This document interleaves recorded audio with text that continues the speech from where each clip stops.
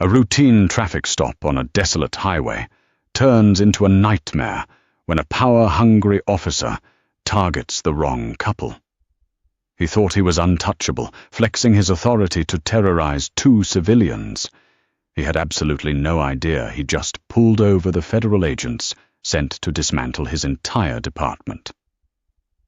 The oppressive July heat baked the asphalt of Highway 119, a two-lane stretch of road that served as the primary artery into the township of Oak Haven. It was a quiet, unassuming town, nestled deep in the rural heartland, the kind of place where everyone knew everyone, and the local police department operated like a privately funded militia. For years, complaints had been quietly filed and subsequently buried regarding the Oak Haven Police Department. Allegations of severe racial profiling, illegal asset forfeiture, and egregious civil rights violations had finally reached the threshold required for federal intervention. Inside the air-conditioned cabin of a slate-gray 2024 Chevrolet Tahoe Supervisory Special Agent Derek Reynolds adjusted his grip on the steering wheel.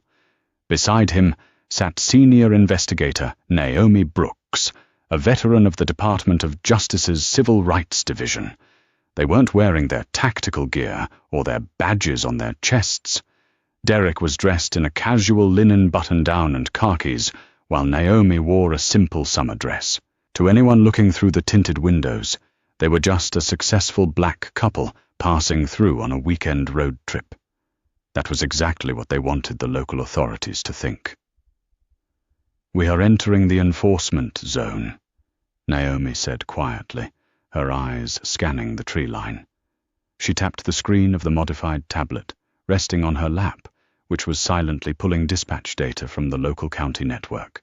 Reports indicate this exact 3-mile stretch accounts for 80% of Oak Haven's out-of-state traffic citations and 95% of their vehicle searches. Derek checked his rear-view mirror. "Let's see if their reputation holds up. Speed is locked at exactly 54 in a 55 zone, both hands on the wheel. Turn signals used for every lane drift." 2 miles ahead, parked strategically behind a cluster of dense billboards, sat Patrol Unit 42. Inside the cruiser was Officer Greg Mitchell. Mitchell was a 12-year veteran of the force, a man whose thick neck and tight buzz cut were as much a part of his uniform as the badge pinned to his chest. Mitchell was the department's top earner. He had a sixth sense for pulling over the right vehicles' cars that could be seized, drivers who didn't know their rights, or people who were too scared to contest a ticket in a rural county courthouse. As the gray Tahoe cruised past the billboard, Mitchell's radar gun clocked it at 54 miles per hour, a legal, perfectly safe speed. But Mitchell didn't care about the speed. His eyes locked onto the driver. Through the slightly rolled-down window, he caught a glimpse of Derek. "Well, well," Mitchell muttered to himself, a cruel smirk stretching across his face. He grabbed his radio. "Dispatch Unit 42. I've got a suspicious vehicle heading southbound on 119. Slate Chevy Tahoe. Looks like a rental out of state. I'm going to initiate a rolling surveillance." Mitchell threw the cruiser into drive, kicking up a cloud of gravel as he pulled onto the highway. Inside the Tahoe, Naomi glanced at the side mirror. "Company." She noted her voice, devoid of panic. "Oak Haven PD cruiser approaching fast from the rear. He's tailgating." "I see him," Derek replied smoothly, maintaining his exact speed. "Start the hidden recorders, front, rear, and cabin audio." Naomi reached into her designer handbag, casually pressing a sequence of buttons on a concealed digital recording device. A tiny green light blinked to life. Simultaneously, the dash cam, which looked like a standard GPS mount, began uploading encrypted live-streamed video directly to a secure server at the FBI field office 200 miles away. Mitchell rode the Tahoe's bumper for nearly 2 miles, aggressively swerving left and right to look into the side mirrors, trying to intimidate the driver into making a mistake. He was waiting for a tire to touch the yellow line, a sudden brake check, anything to justify the stop. But Derek drove with the mechanical precision of a man who had spent hours on tactical driving courses. Frustrated by the flawless driving, Mitchell decided he didn't need an excuse. He flicked the switch on his center console. The light bar erupted in a blinding flash of red and blue, and a short, aggressive burst of the siren pierced the quiet afternoon air. "Showtime," Derek whispered.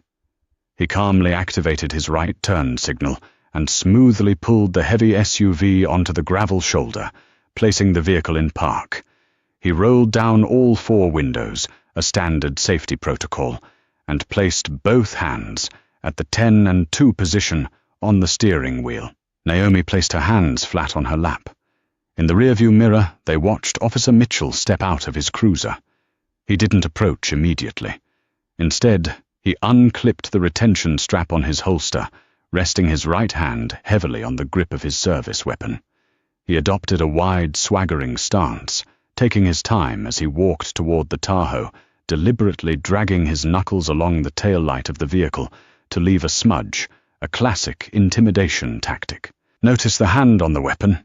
Naomi murmured, keeping her lips barely moving.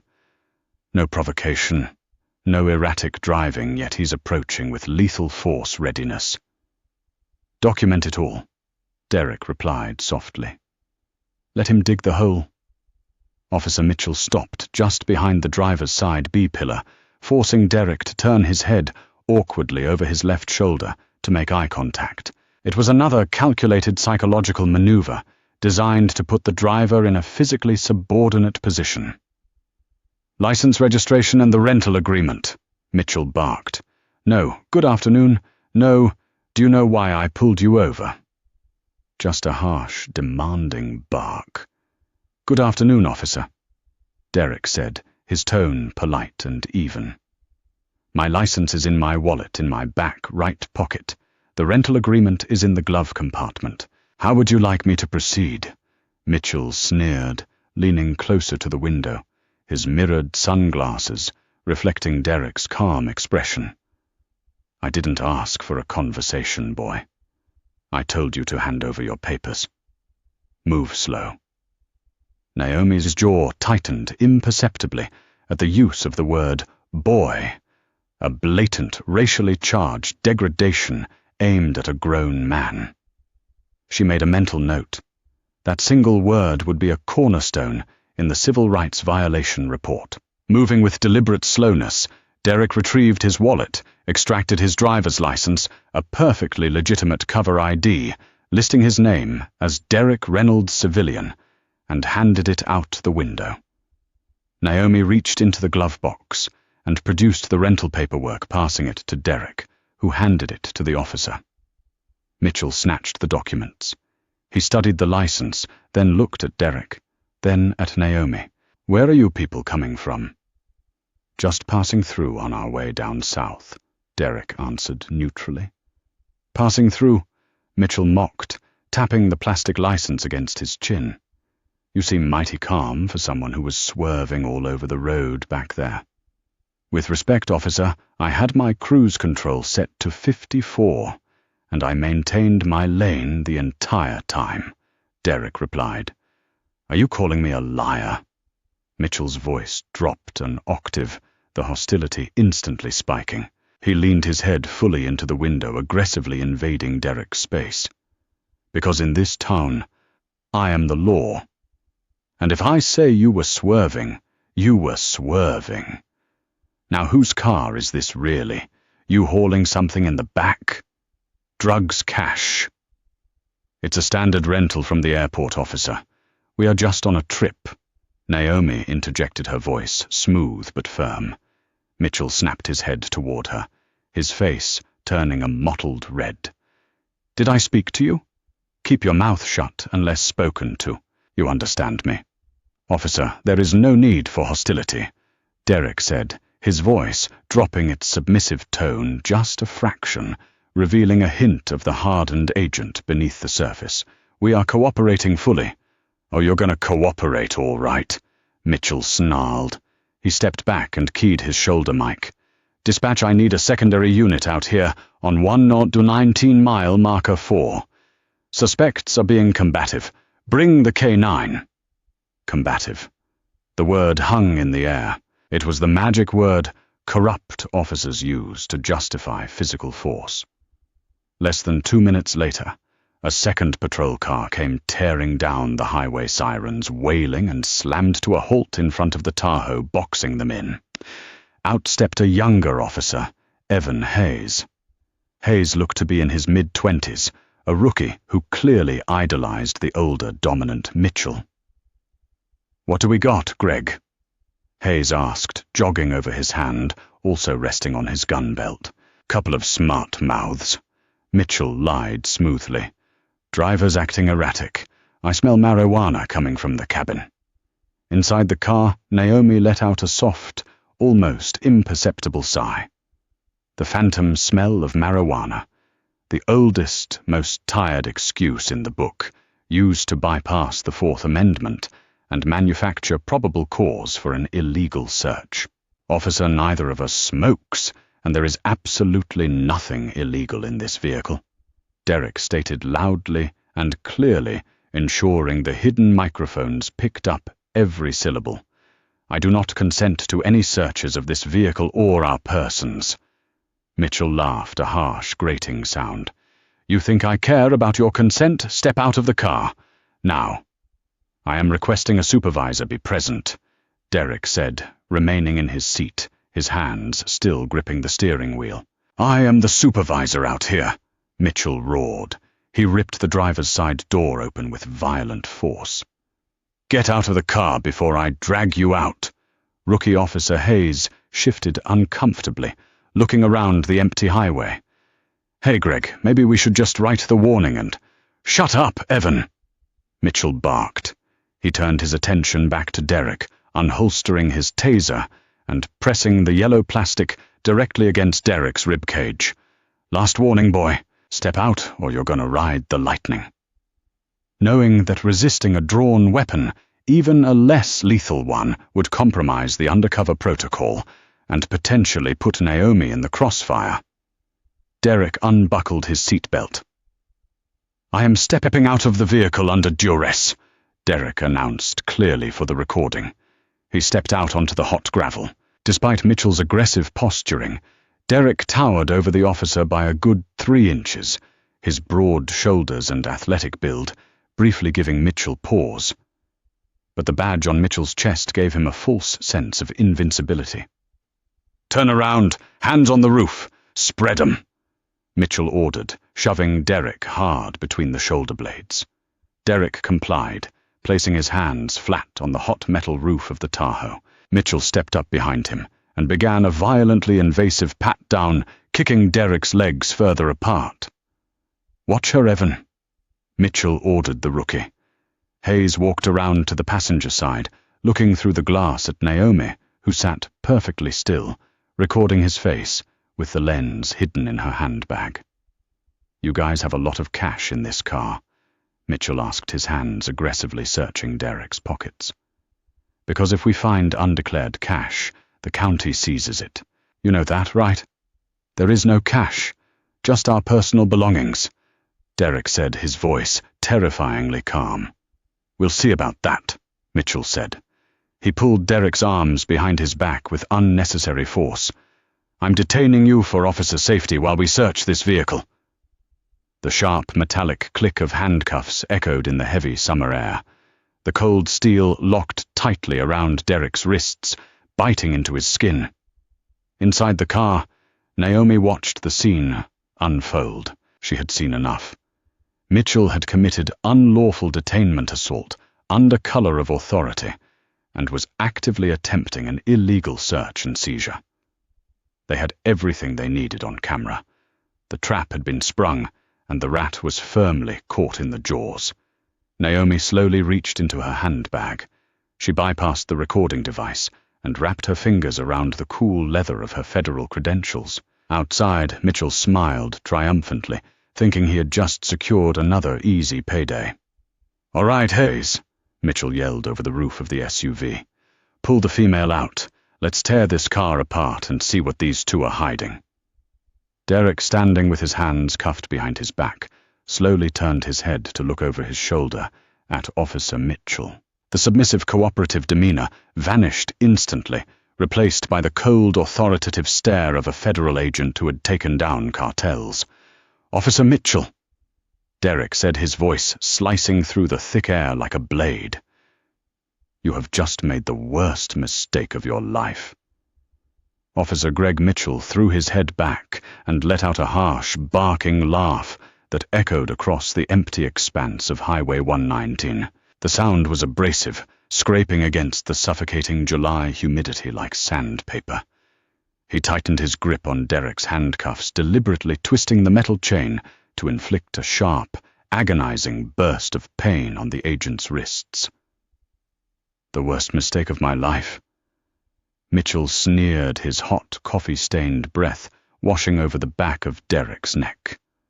"Boy, you watch way too many television shows. You think because you're wearing a nice shirt and driving a shiny new rental that you've got some kind of power out here. Out here I am God.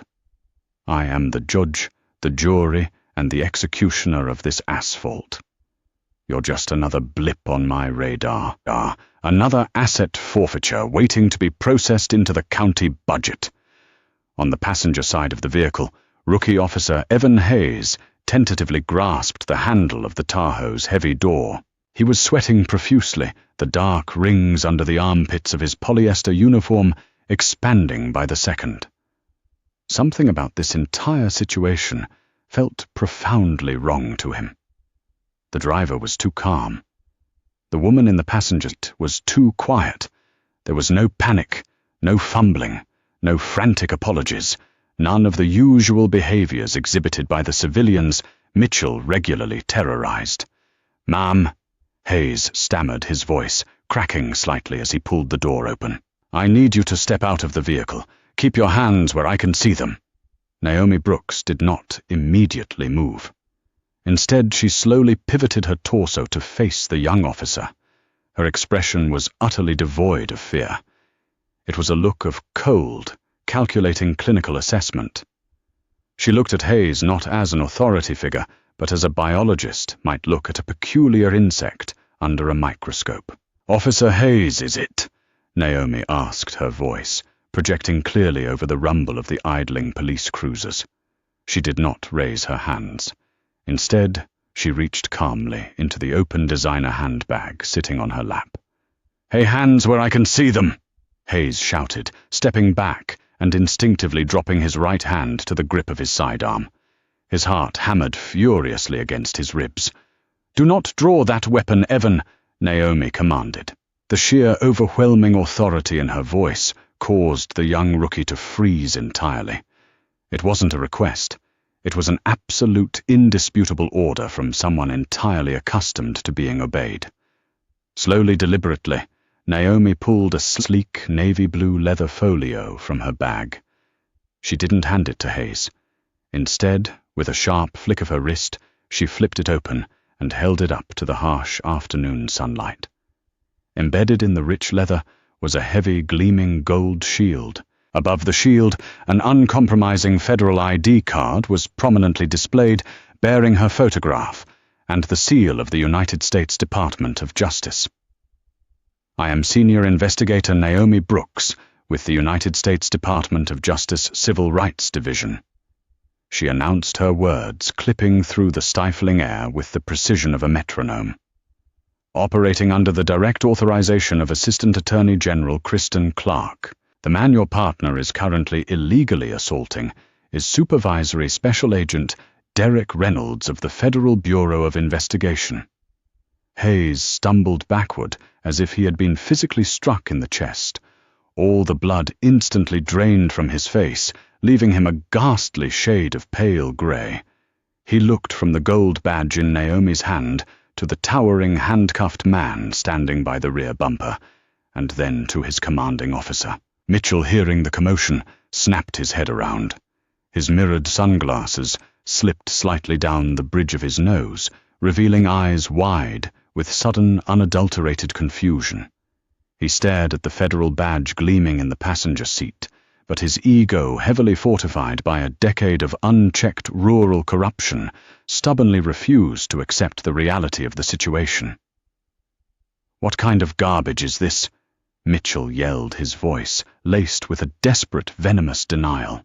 He shoved Derek roughly against the side of the Tahoe and stomped toward the passenger door, his hand hovering dangerously close to his holstered firearm. "You think you can buy a fake badge online and scare me? I'll have you both locked up in federal prison for impersonating government officials. I'll add it to the resisting arrest and narcotics distribution charges." Naomi stepped gracefully out of the Tahoe, smoothing the front of her summer dress. She completely ignored Mitchell's aggressive posturing, treating him as though he were a minor, irritating obstacle rather than a man with a gun. "Officer Mitchell," Naomi said, her tone chillingly level, "you are currently the primary subject of a multi-agency federal investigation known as Operation Highway Ghost. We have been monitoring your communications, auditing your county forfeiture logs, and tracking your patrol patterns for 18 months. We know about the $400,000 in cash you've illegally seized from out-of-state motorists over the past 3 years. We know about the phantom marijuana odors you fabricate to bypass Fourth Amendment protections. Inspector General Michael Horowitz has already reviewed the preliminary evidence and authorized this field operation." Mitchell stopped dead in his tracks. The mention of the specific dollar, amounts, the operational name, and the Inspector General acted like a bucket of ice water thrown directly into his face. The aggressive, domineering swagger instantly evaporated, replaced by the frantic, chaotic energy of a cornered animal. "You're lying," Mitchell stammered, though his voice had lost its thunderous boom. He reached frantically for the radio clipped to his shoulder epaulette. "Dispatch, this is 42 Seluzet. I have a 10:15 situation. Suspect is claiming federal credentials. I need the chief down here immediately."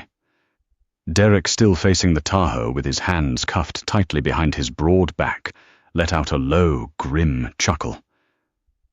"You can try to call Chief William Peterson if you want, Greg," Derek said, his voice resonating with an undeniable, terrifying calm. "But he's not going to answer his radio. Right now, a heavily armed FBI hostage rescue team is executing a no-knock federal warrant on his lakeside property. He's currently lying face down on his expensive mahogany deck, wearing matching steel bracelets." Hayes dropped to his knees in the gravel. The rookie was hyperventilating, his hands clasped over his head. "I didn't know," Hayes gasped, tears of pure terror welling in his eyes. "I just started 6 months ago. He told me this was how we funded the department. He told me it was standard procedure." "Stay on the ground, Evan," Naomi instructed the rookie firmly. "Your cooperation starting right now will dictate the remainder of your life." She reached into her bag one final time, pulling out a heavily encrypted satellite communications radio. She pressed the thick transmission button on the side. "Command, this is Brooks. Target has taken the bait. Unlawful detainment initiated. Assault under color of authority confirmed on camera. Move in and secure the perimeter." For exactly 10 agonizing seconds, the highway was entirely silent, save for the rhythmic, terrified gasping of Rookie Officer Evan Hayes and the low, steady hum of the Tahoe's engine. Mitchell stood frozen in the center of the asphalt, his hand still gripping his radio, his mind completely incapable of processing the catastrophic implosion of his entire reality. He had built an empire of intimidation on this desolate stretch of road, and in less than 5 minutes, 2 people had systematically dismantled it without ever raising their voices. Then the horizon violently erupted. From the north, completely bypassing the speed limit, 3 massive matte black Chevrolet Suburbans crested the hill, moving in a tight, synchronized tactical formation. Simultaneously from the south, a heavily armored Lenco Bearcat tactical vehicle roared down the highway, its reinforced steel plating absorbing the blinding July sunlight. Mitchell stumbled backward, his hands trembling violently. The flashing red and blue lights of his own patrol cruiser were instantly dwarfed by the overwhelming strobe of federal enforcement vehicles converging on his location. The Bearcat skidded to a massive shuddering halt, intentionally blocking the entire southbound lane and completely cutting off any prayer of escape. The doors of the Suburbans flew open before the vehicles even came to a complete stop. More than a dozen heavily armored federal agents poured out onto the asphalt. They were wearing olive-drab tactical gear, Kevlar vests emblazoned with bold, bright yellow letters reading FBI, and carrying short-barreled M4 carbine rifles. FBI, nobody move. Keep your hands in the air. A booming voice echoed from a mounted megaphone on the lead Suburban.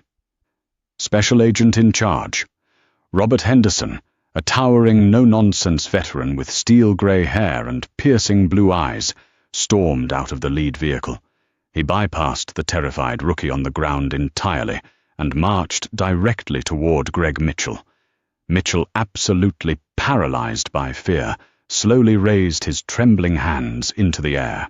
The man who had mercilessly bullied, harassed, and robbed innocent travelers for over a decade was now weeping openly, tears streaming down his flushed, sun-beaten face. "Don't shoot," Mitchell sobbed, his voice pitching upward into a pathetic, high-pitched whine. "Please don't shoot me." "Officer Greg Mitchell," Henderson barked, stepping within inches of the corrupt cop's face. "Keep your hands exactly where they are." Two tactical agents flanked Mitchell instantly. One agent expertly stripped the service weapon from Mitchell's duty belt, tossing it safely onto the hood of the patrol car. The other agent forcefully kicked Mitchell's legs apart, spun him around, and slammed him against the side of his own cruiser with enough force to rattle the windows. The sharp, heavy click of federal handcuffs locking around Mitchell's wrists sounded like a death knell. Meanwhile, a third agent rushed over to Derek. Using a universal key, the agent quickly unlocked the department-issued handcuffs, binding the supervisory special agent. Derek rolled his massive shoulders, rubbing the deep, angry red indentations left by the tight steel, and slowly turned around to face his former captor. Mitchell was pinned against the sweltering metal of the police cruiser, his cheek pressed firmly against the glass. He looked up at Derek with wild, pleading eyes. The power dynamic had shifted so violently and completely that Mitchell's brain seemed to be short-circuiting. "Please, man," Mitchell begged, snot and tears mixing on his face. "I've got a family. I've got a pension. We can work this out. It was just a misunderstanding. I swear to God, I misread the situation." Derek walked slowly toward the disgraced officer. He didn't yell. He didn't posture. He simply projected the cold, immovable weight of federal justice. There was no misunderstanding. "Greg." Derek said, his voice deadly quiet, forcing Mitchell to strain to hear him. "You violated Title 18, United States Code, Section 242, deprivation of rights under color of law. You unlawfully detained a federal agent. You committed assault and battery. And that's just what you did today. When our forensic accountants finish tearing through your illicit seizure accounts, you're going to be facing decades in federal prison." Naomi walked up beside Derek, her digital recorder still in hand. She looked down at the sobbing man with an expression of profound disgust. "For years you targeted people who didn't have the money to fight you in court." Naomi said, her voice sharp and unforgiving. "You preyed on out-of-state minorities, single mothers and scared college kids. You thought you were completely untouchable because nobody was watching. But we were watching. The Department of Justice was watching, and your reign of terror on Highway 119 ends right now, this very second." Special Agent Henderson signaled to his team. "Get him out of my sight. Transport him to the federal holding facility in the city. Put him in a solitary cell. He doesn't speak to anyone, and he sure as hell doesn't get to make a phone call to his corrupt buddies." The agents hauled Mitchell away, dragging him by his armpits as his legs turned to useless jelly beneath him. They shoved him unceremoniously into the back of a black Suburban, slamming the heavy reinforced door shut, trapping him in the very same terrifying darkness he had inflicted upon countless innocent people. Henderson turned to the rookie, Evan Hayes, who was still kneeling in the gravel, hyperventilating and weeping into his hands. "Agent Brooks," Henderson said, gesturing to the rookie. "What do we do with the kid?" Naomi studied Hayes for a long, quiet moment. He didn't engage physically and he didn't escalate, but he is a witness to a decade of departmental rot. Cuff him, but put him in the front seat of a transport vehicle. We are going to have a very long, very detailed conversation with him about a plea deal in exchange for his testimony against the rest of the Oakhaven Police Department. As the agents gently but firmly handcuffed the weeping rookie and led him away, Derek leaned against the hood of the slate-grey Tahoe. He looked out over the desolate, heat-shimmering expanse of the highway. The flashing lights of the abandoned local police cruisers looked small and pathetic against the overwhelming presence of the federal armada. "Well," Derek sighed, rolling down the sleeves of his linen shirt and buttoning the cuffs over his bruised wrists. "That went exactly as predicted." Naomi smiled faintly, sliding her gold badge back into her designer handbag. "Bullies are always the most predictable, Derek. They rely on fear. Take away the fear and they have absolutely nothing left but their own cowardice. The sweeping sting operation would ultimately lead to the immediate disbandment of the Oakhaven Police Department. Chief Peterson's officer Mitchell and 14 other high-ranking officials would go on to face devastating federal indictments, stripping them of their badges, their pensions, and their freedom. It was a massive historic victory for civil rights, born from a simple traffic stop on a quiet summer afternoon. Derek opened the driver's side door of the Tahoe and slid back into the comfortable leather seat. Naomi climbed into the passenger side, pulling her tablet back onto her lap. "Ready to go home, Agent Brooks?" Derek asked, starting the engine. "Let's go, Agent Reynolds," she replied.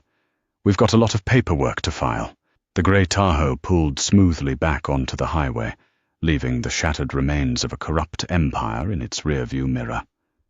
If this gripping story of justice served, kept you on the edge of your seat, hit that like button and share it with your friends. Don't forget to subscribe to our channel for more thrilling, real-life, inspired stories